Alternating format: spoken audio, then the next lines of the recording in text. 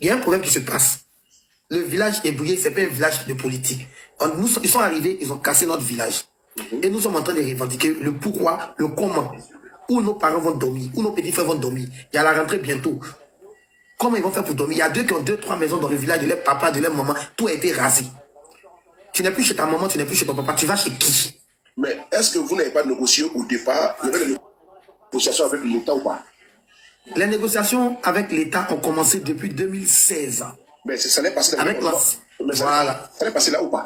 Ils ont décidé de faire passer une route. Là-bas ou pas? Dans le quartier, dans le village, à la route principale. Vous l'avez accepté ou pas?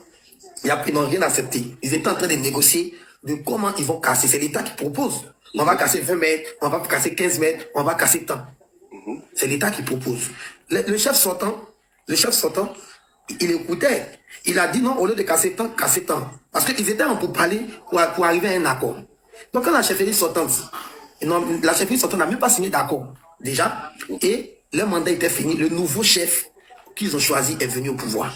Quand lui vient au pouvoir, il demande à ce qu'on ressorte le dossier. Lui, il va étudier le dossier. Donc, quand il reprend le dossier, il étudie le dossier, il voit qu'il y a certains aspects qui ne rentrent pas en ligne de compte. Vu que lui, il est le nouveau chef, il fait en sorte c'est notable, il discute. Et eux, maintenant, ils proposent les conditions au gouvernement. On n'a pas dit qu'on n'est pas d'accord pour le développement. Ils n'ont pas dit qu'ils ne sont pas d'accord pour que la route passe. Mais pour que la route passe là, voici ce que nous on veut. Et donc, vous n'avez pas été dédommagé? Jamais. Qu'ils montrent un document où ils ont fait un virement pour dédommager le village d'Agamé. De toutes les façons, je t'ai envoyé une vidéo de la conférence de presse des chefs. Non, la vidéo est là, oui, la vidéo est là. Voilà, et la vidéo circule. Oui.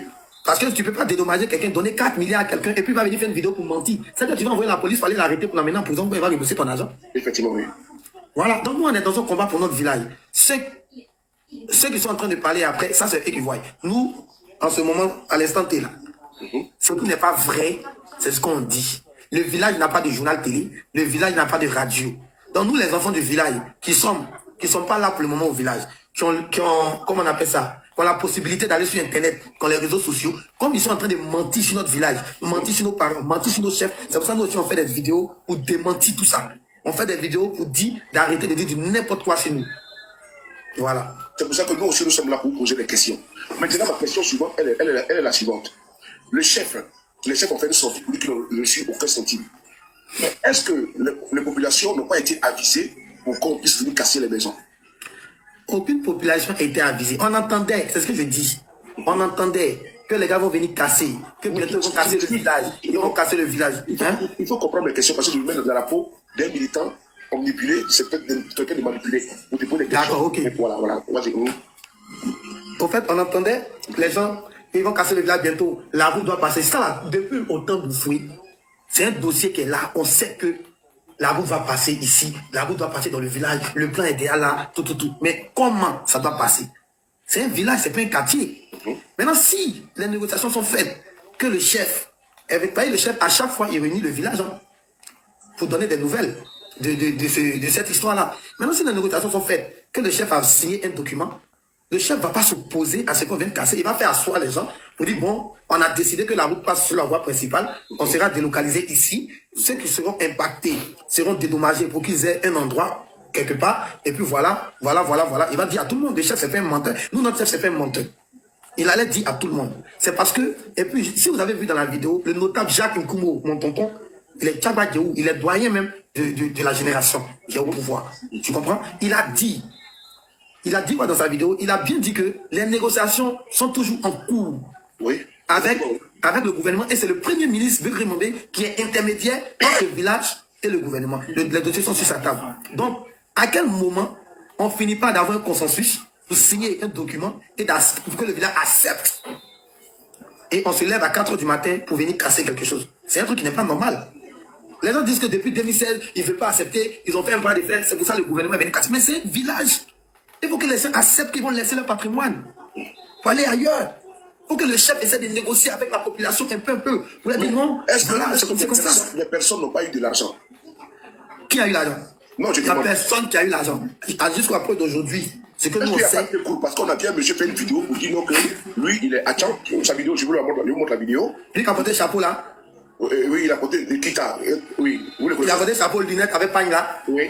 Lui, il vient pas d'Adjamé. Ah bon? Il vient pas d'Adjamé. Il vient pas de notre village. Ah bon? Non. Il vient pas d'Adjamé. Mais il dit que les gens ont été indemnisés.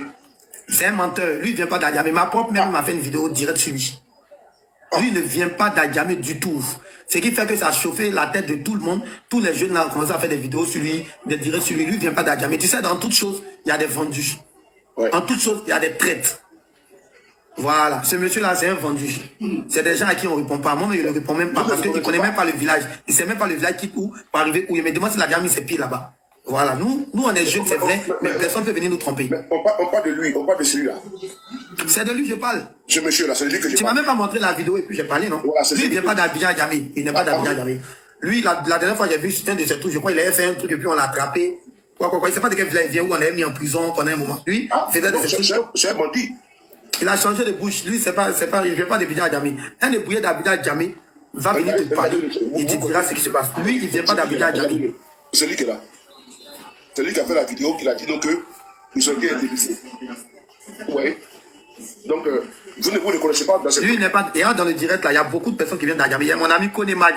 Lui-même, on a grandi ensemble à Djamé. Il y a beaucoup d'amis ici, des petits là même. Ils savent, nous tous, on se connaît à Djamé. On se connaît, nous tous, Dallas, au quartier Rouge, Badjamo, Sefio, le village. On se connaît, nous tous. Nous tous, on se connaît. Attends. Voilà. Il a posé un acte grave là. Il vient de reconnaître mais un ami d'enfance qui vient de m'écrire Willy, mon ami d'enfance. Moi, quand tu m'appelles Willy, c'est que tu me connais bien. Et puis, il a précisé Willy, mon ami d'enfance. Nous tous, à Djamé, on se connaît. Donc, vous confirmez que vous n'avez pas été indemnisé. Jamais.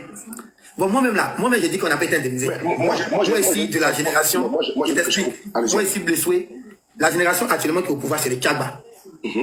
Nous, ce sont nos pareils. Après les Tchagba, c'est nous les Blessoués. C'est-à-dire que eux là, s'ils quittent au pouvoir, dans 15 ans, c'est nous, on devient chef du village. Donc, ce qui veut dire, tout ce qui se passe actuellement, nous, on est obligé d'être aux aguets, on est obligé d'être dans les informations pour tout connaître en même temps. Tu comprends? Parce que eux, ils nous forment en même temps à être les chefs de demain.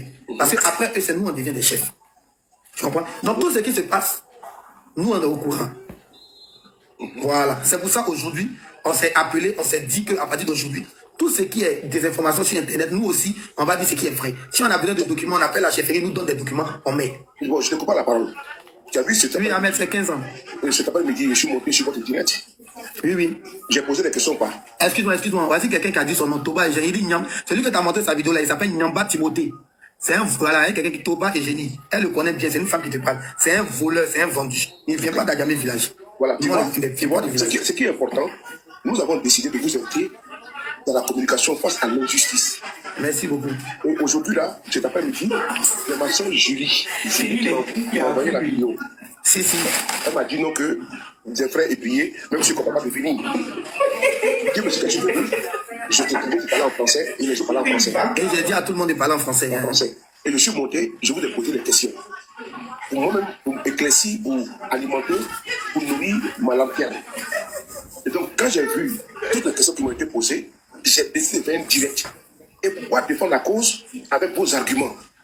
Et j'ai demandé, j'ai dit, mais tu m'as même dit qu'il y a une conférence de presse. Effectivement, la conférence de presse a été faite.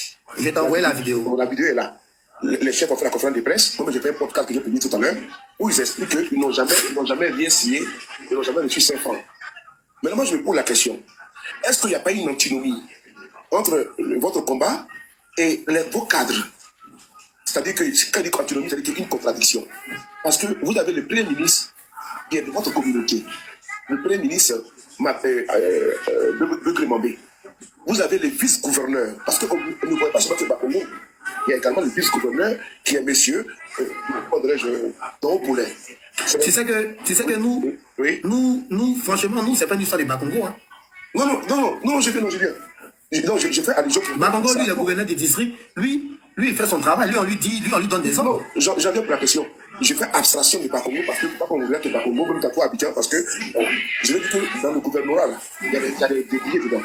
En toute sincérité, oui. Attends, il faut ma question. Attends, il faut ma question. Le vice-gouverneur, c'est M. Don Poulet, qui était mes billets. Le Premier ministre qui a pouvoir, c'est ce Premier ministre qui est votre fils, qui était également gouverneur du district d'Abidjan. C'est à vous se poser et avec votre fils, votre frère, qui est également gouverneur et qui est Premier ministre. On veut savoir parce qu'on ne comprend pas. Tu sais, Tu ne peux pas avoir un frère dans une administration et puis tu vas souffrir. C'est que ce n'est pas ton frère. Ouais. C'est que ce n'est pas ton frère. Ça veut dire Le village ça sous-entend qu'il y a quelque chose qui le se passe. village d'Adjamé est seul face à son destin.